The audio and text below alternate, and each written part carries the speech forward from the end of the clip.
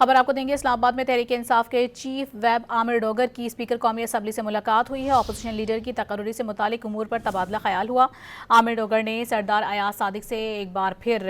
محمود اچکزئی کو opposition leader بنانے کا مطالبہ کیا ہے۔ مزید جانیں گے ڈان نیوز کے نمائندے عرفان صدوزئی ہمارے ساتھ موجود ہیں۔ جی عرفان، بتائے گا۔ جی، آج صبح جو اسپیکر ہیں قومی اسمبلی کے سردار ایاز صادق، انہوں نے صحافیوں سے غیر رسمی گفتگو میں یہ کہا تھا کہ مجھ سے ابھی تک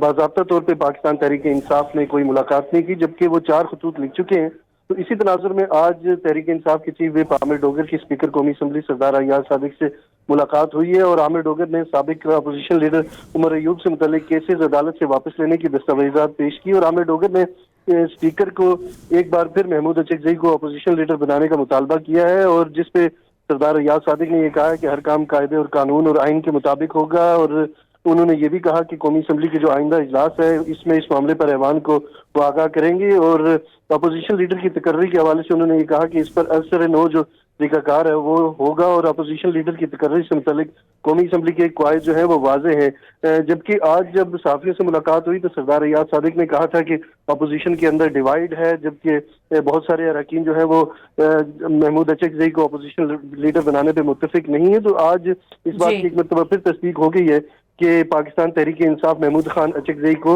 اپوزیشن لیڈر بنانے پہ ہی اتفاق کیا انہوں نے۔ جی بہت شکریہ آپ کا عرفان۔